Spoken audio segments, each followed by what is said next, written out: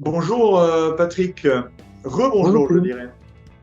Bonjour Phil. Donc aujourd'hui, euh, nous allons parler de démocratie à nouveau. C'est un thème qui est très important, pratiquement interminable, mais nous essayons de partager ce thème d'une manière assez logique.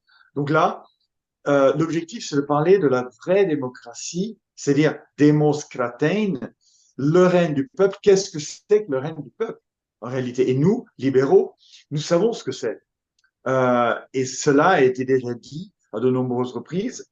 Ce n'est pas la démocratie représentative que nous avons, ça c'est sûr. Mises disait, donc Ludwig von Mises disait déjà en 1919 dans son livre Nation, État et économie, la démocratie est le meilleur moyen de réaliser le socialisme.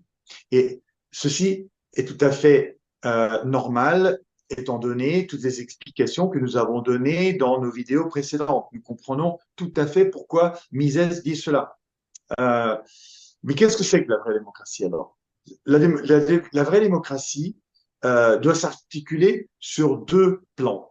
La démocratie, c'est-à-dire la liberté politique et la liberté économique, c'est-à-dire l'autodétermination d'un point de vue politique et l'autodétermination d'un point de vue économique. D'un point de vue politique, il s'agit tout simplement de décider, de pouvoir décider dans quelle nation est-ce que je veux vivre, quel est l'État pour lequel je vais être sujet ou pour lequel j'accepte d'être sujet. Ça, c'est le minimum, le b.a.-ba, le minimum de la liberté politique. Même si on ne peut pas se défaire de l'État, peut-être pas, mais dans ce cas, au moins, je dois avoir la possibilité de décider sous quel état je souhaite être un sujet. Donc ça, c'est l'autodétermination. C'est pour ça que Mises disait dans le même livre, la démocratie, la vraie démocratie, c'est l'autodétermination, l'autogouvernement et l'autogouvernance. Donc, ce qui est intéressant ici chez Mises, c'est qu'il ne faut pas le comprendre dans le cadre d'une région qui fait sécession. On parle vraiment ici d'un point de vue individuel. Donc, effectivement, ça peut se traduire par exemple, la Catalogne, la majorité des Catalans demandant la sécession de l'Espagne et l'autogouvernance, possiblement. Mais il faut se rappeler qu'il faut toujours revenir au niveau de l'individu.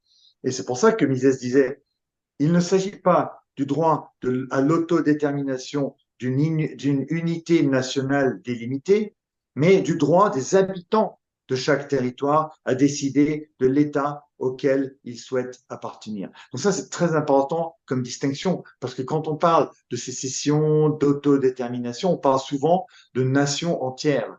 Donc ça peut être le cas, mais on peut très bien réduire cette entité nationale, cette entité a une province, même une municipalité, théoriquement.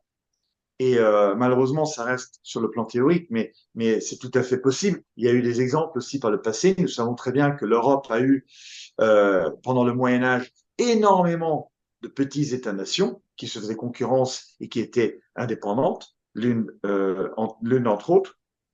Et donc voilà. Donc ça, c'est le premier aspect. On continuera après sur l'aspect économique, mais ça, c'est le premier aspect. Donc effectivement, la transition vers euh, une telle autogouvernance est quand même compliquée, c'est sûr. C'est associé, cette transition, à toute une série de complications en termes de type de propriété, et qu'est-ce qui se passe pour la minorité qui ensuite décide qu'ils ne veulent pas d'autodétermination. Donc ça, ce sont des problèmes pratiques qui sont effectivement compliqués, mais qui ne sont pas liés à un problème de libéralisme en soi. C'est lié au fait que nous avons un système qui est non libéral, et il faut passer vers un système qui est libéral ou libertarien. Donc c'est ça la complication. Ça ne réduit pas pour autant, disons, l'attirance pour cette idée libérale. Euh, voilà. Ensuite, en fait, quand on dit donc autodétermination, on dit donc évidemment aussi le droit de sécession et le droit aussi de décider d'appartenir à un autre État. plus grand, plus petit, quel qu'il soit. C'est réellement le droit d'autodétermination d'un point de vue politique. Alors, pour moi, la démocratie, c'est-à-dire le pouvoir du peuple, c'est le pouvoir des gens. Et ça me fait revenir sur la définition, le titre que nous avons donné à notre chaîne qui s'appelle Liberté, souveraineté. Il faut que les individus, pour nous libéraux, chaque individu est souverain. Ça veut dire il est libre d'agir, de choisir ce qu'il veut faire de ce qui lui appartient, sans évidemment porter atteinte à autrui. La souveraineté individuelle est un élément essentiel, la souveraineté personnelle est un élément essentiel de la démocratie. Dans un système actuel que nous appelons de démocratie, les personnes peuvent déléguer une partie de leur souveraineté à une instance, on va dire, autre ou collective, dont il ne sera pas le sujet, mais il sera un collaborateur ou un rouage. Il délègue une partie de son pouvoir, de sa propriété ou sa liberté à une instance collective pour que cette instance collective puisse gérer des soucis ou des problèmes ou des nécessités que lui tout seul ou n'arrive pas à gérer comme il faut. Mais ce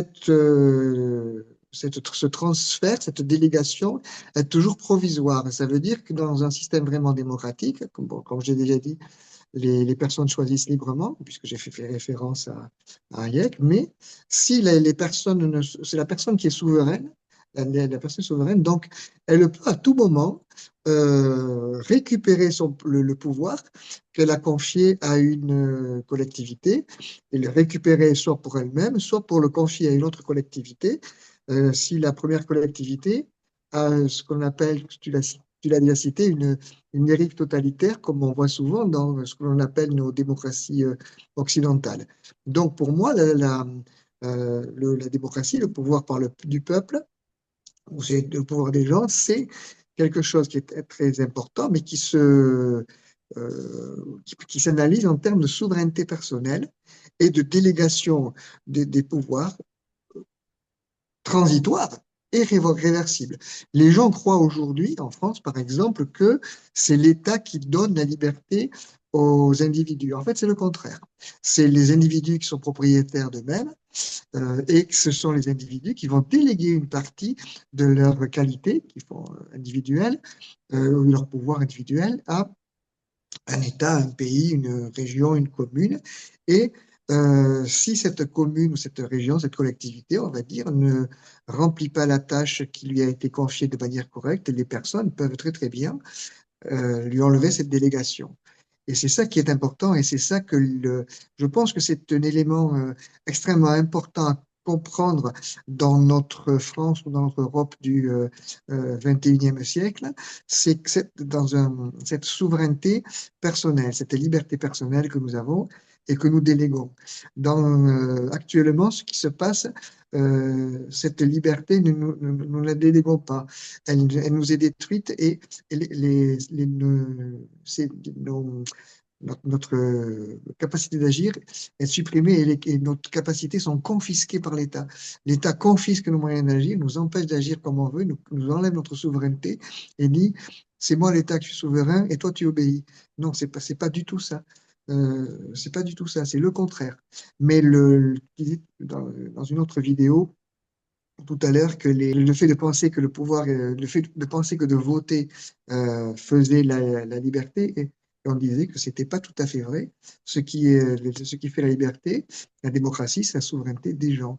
Et malheureusement, en France, les gens sont formatés, on va dire, pour croire que leur liberté ou leur souveraineté n'existe que parce que leur octroie généreusement, ou pas d'ailleurs, généreusement l'État. Et il faut que les Français, en particulier, ouvrent les yeux en disant, mais je suis Oui, responsable de ma vie. Alors la responsabilité personnelle, la liberté ça fait souvent peur. C'est pour ça il y a toujours une crainte. Il ne faut pas qu'ils aient peur. Quand on regarde la situation actuelle, faut dire aux Français, n'ayez pas peur.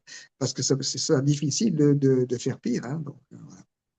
À mon Oui, avis, c'est comme ça. La exactement. souveraineté, je suis très attaché au mot souveraineté individuelle et Oui, je suis très attaché au mot souveraineté d'ailleurs. Mais c'est pour ça que j'ai rappelé que notre chaîne s'appelait Liberté Souveraineté et que c'était la souveraineté était l'élément capital de la démocratie.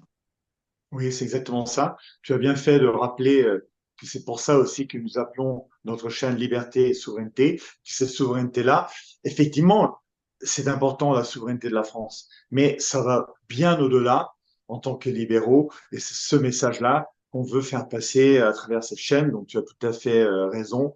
Je propose qu'on s'arrête là pour le moment Hmm. et on va reprendre sur l'autre côté, l'autre aspect de la démocratie pour un libéral, c'est-à-dire la démocratie économique.